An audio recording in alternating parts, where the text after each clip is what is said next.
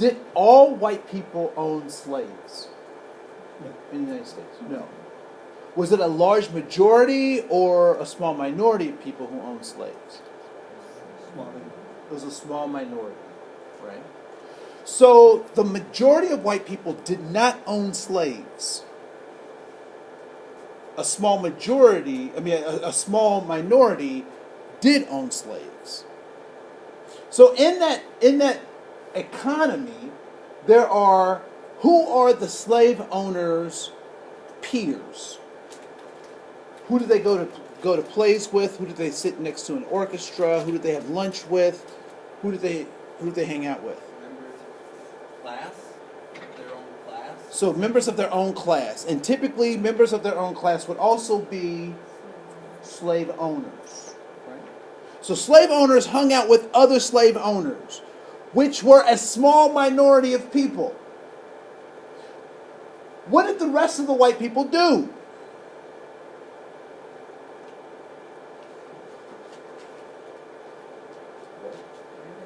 They worked. Right? What were the people who were in the system of slavery doing? They were working too. So we got white people working, and we have people in the system, caught in the system of slavery, working, and then we have owners hanging out with other owners. So to an owner, my peers are those people who also own. Which means that if you don't own, you may as well be what to me?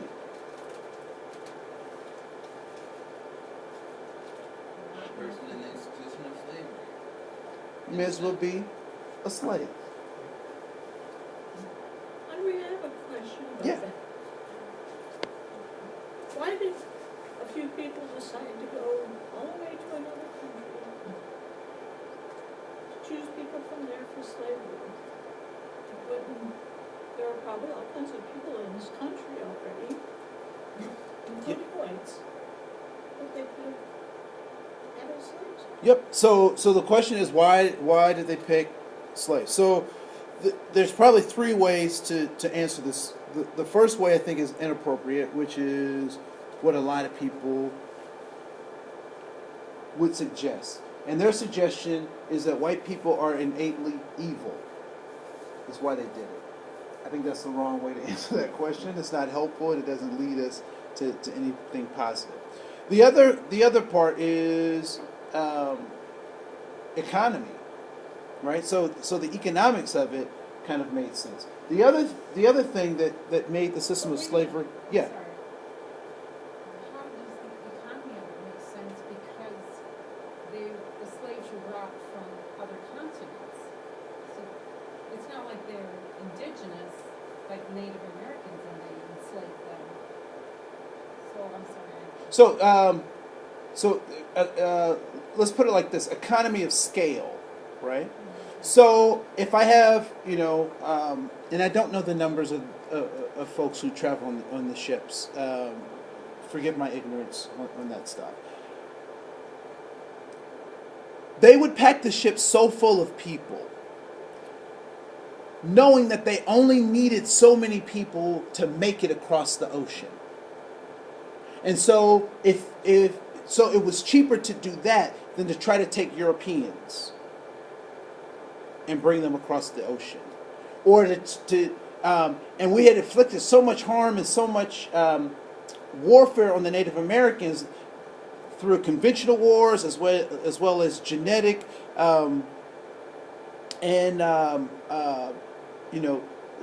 what we would call now biochemical warfare, right? So we use germs as one of those things. So we were decimating that population. So we needed lots of people who we didn't care if they all made it across the ocean or not. Most of those ships had about a 25% attrition rate. About 25% of the folks who came across died in the Middle Passage, right? In such great numbers that, and I don't know that this is true, but this is a a story that's been told to me, relayed to me, that I think is just something to think about, even if it's not true. That sharks actually have made those paths a part of their swimming migration, because there were so many bodies being tossed into the ocean that it actually changed the way sharks swim in the ocean. So getting cheap and free folks that also made it easy to see the difference between me and them also added to the ease of getting those folks from that far and distant place. We have learned that I think also aesthetically, just the makeup of the black man being able to do hard labor too, right? I can't speak to that. I don't know, because I know that I've seen some strapping Irish dudes who Yeah. you know they right. So I don't know that And that's they were necessarily. too. They did too. Yep. So I don't know if that's necessarily the piece, but I do know that seeing a physical. So if you see a black person running down the thing, you know, particularly if you're in an area where the slave economy, the system of slavery is the economy, it's clear to everybody that he's not supposed to be doing that, right? And so it makes these other pieces, and I don't have time to show it today, but the other thing that starts to happen, particularly in the United States, is that we have a problem when it comes to the system of slavery. And what is our problem with the system of slavery? What's this land built on? Freedom. So we have a problem. We have the split personality that we're trying to deal with. On one hand, we have fought for, we're fighting for, we're establishing this country for freedom. At the same time, we are keeping people, enslaving people, keeping people in bondage, enslaving them. So what do we use to reconcile that cognitive dissonance? Guess what we use? We use something called race. And Darwin leads us right to it. He hands it to us on a silver platter.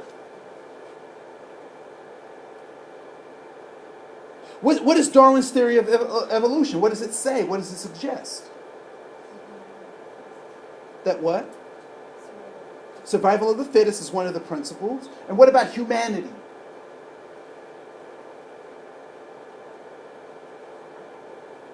What does Darwin say about humanity?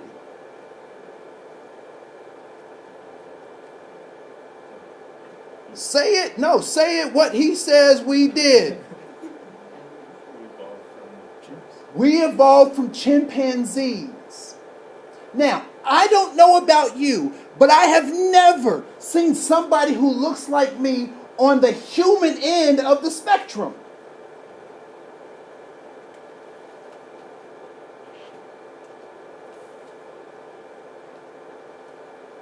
For some reason, people who look like me are always in the middle. What's the suggestion? I'm not 100% human. And black people, this is a thing that gets stuck in black people's craw. And it's an old thing. It's a blue law thing. And you know, I think it would just take a small act of Congress if they ever wanted to really do something to really fix this. But it does state that for tax purposes, African Americans are still on the books as being 3/4 human for tax purposes. So you count them as 3/4 of a person for taxes, because you don't want to pay taxes on them as a 100% human, because they're subservient. So they're not 100, but it's still a part of our code. It's still in the Constitution.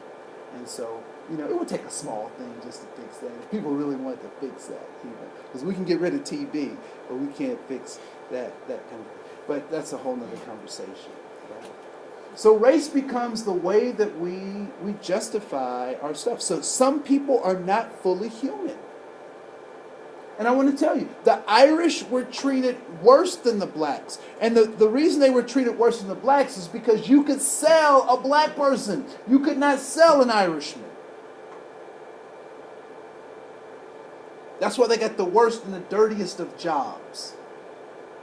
Because they were the worst and the dirtiest of folks. And so we've used this concept of race. And race comes out of this context. Right? So, these two dudes are not around. And why are they not around any longer? The context changed. And they couldn't. Right? So, I was born in Dayton, Ohio.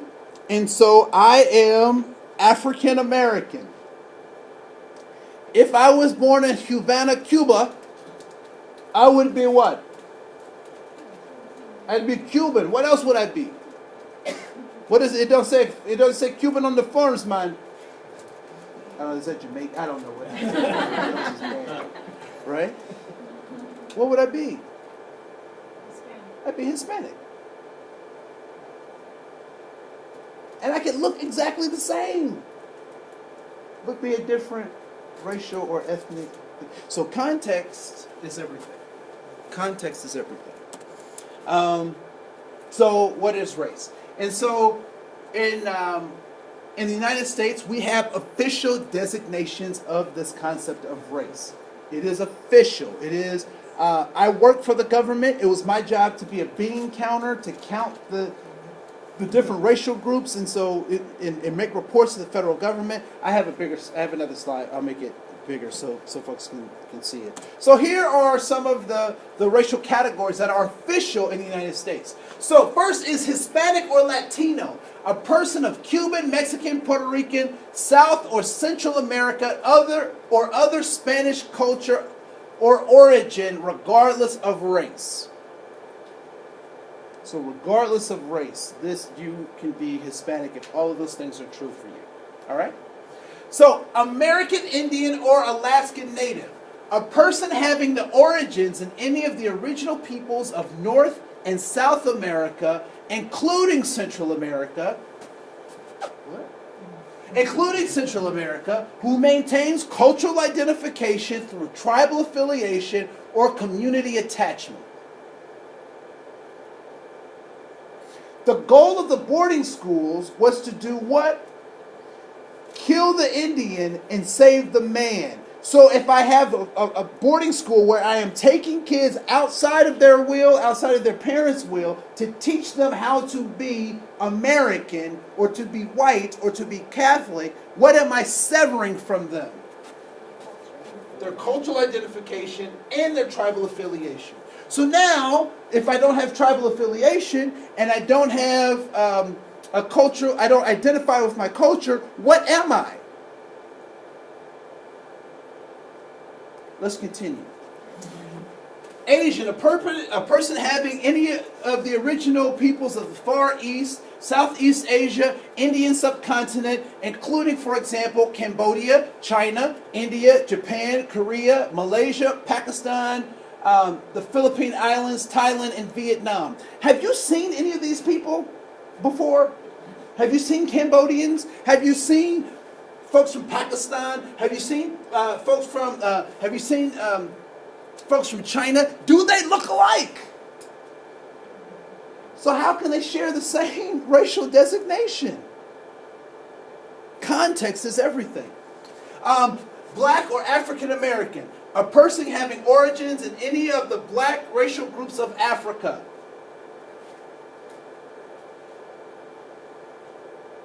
I was mad because I got a sentence, but I've gotten over that. Everybody else got a little paragraph. But I'm used to it because February is the shortest month for Black history. But, Native Hawaiian or other Pacific Islander, a person having origins in any of the original groups of Hawaii, Guam, Samoa, or Pacific Islands. The Rock, Dwayne Johnson. What would you say he is when you look at him? What would you say when you look at it? What is he?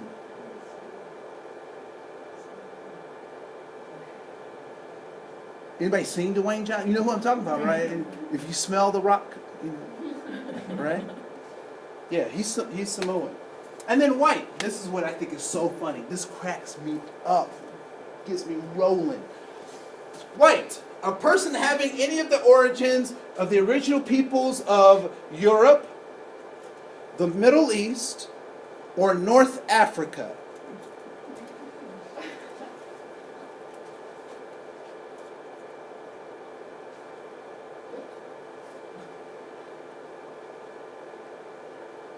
Now here's the shocker. What if I am from an Eastern Bloc country, part of the former Soviet Union? Let's say I'm from Georgia. What am I?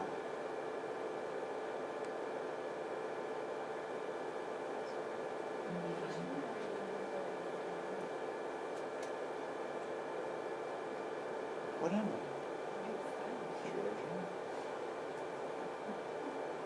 No, I'm talking about how do we, what classification do we, this is the official classification, where do I fit in there? Where do I fit?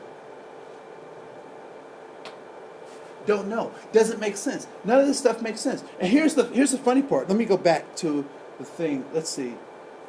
Oh, here. So, categories developed in 1997 by the Office of Management of Budget. They are used to describe groups in which individuals belong, identify with, or belong to in the eyes of the community. Belong to in the eyes of the community. The categories do not denote scientific definitions of anthropological origins. These designations are used to categorize U.S. citizens, resident aliens, and other eligible non-citizens. Why are we using this if it's not based on science?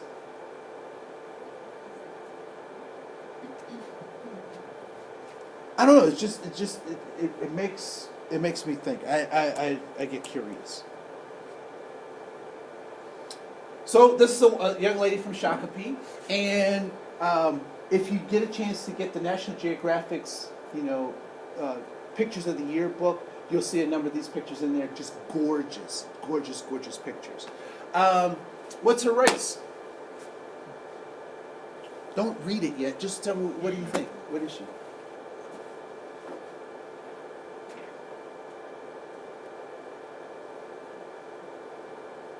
What do you think? What is she?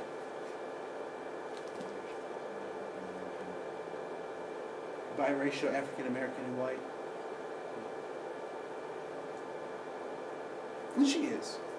That's exactly who she is. Her name is Amani. She's African American and German. And she has bone marrow cancer, bone marrow failure disease. And so she's looking for some bone marrow. So if you know anybody, contribute. These two individuals, what are their racial groups?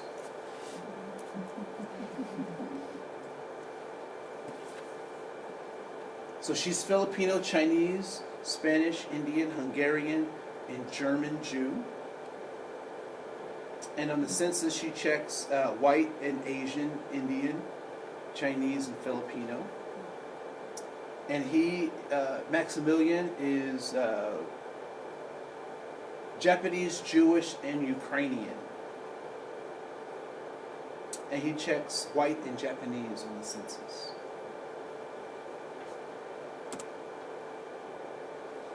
So, do another activity.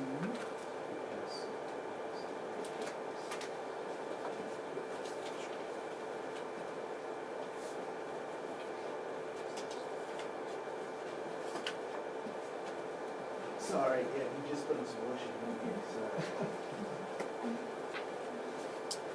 All right. So what I'd like for you to do, so on this card, and this card is for you to keep, and it will take a little bit of tenacity to write on it, just so you know. I'll put that out there. So here are groups across the top, and these are categories of folks that we use to we break folks up in the United States. There are other groups I could have added, but I didn't. Hopefully you can see the metaphor and continue the learning on your own. So there's that. And then on the left-hand side are groups that have tried to give you information about these groups across the top. Whether you believed it or not, just what information did they try to give you about these particular groups. And I want you to tell me what they gave you in a particular kind of way. What I'd like for you to do is I want you to put a plus if one of these groups on the left gave you positive information about any of these groups. I want you to put a minus if they gave you negative information about those groups across the top. And I want you to put a 0 if you've never had a discussion about those particular groups. And you can have pluses and minuses in the same box. But the size of your plus and the size of your minus dictate how much you learn. So if it was a lot of positive, then you have a big plus. If it was a little bit of negative, then it'll be a little negative. All right? So for example, friends, Asian Americans, I would have a big minus and a little plus. All right? TV and movies, for disabled Americans, I will put a 0. Right? So I'll give you a couple of minutes to do that. Whatever age you want to,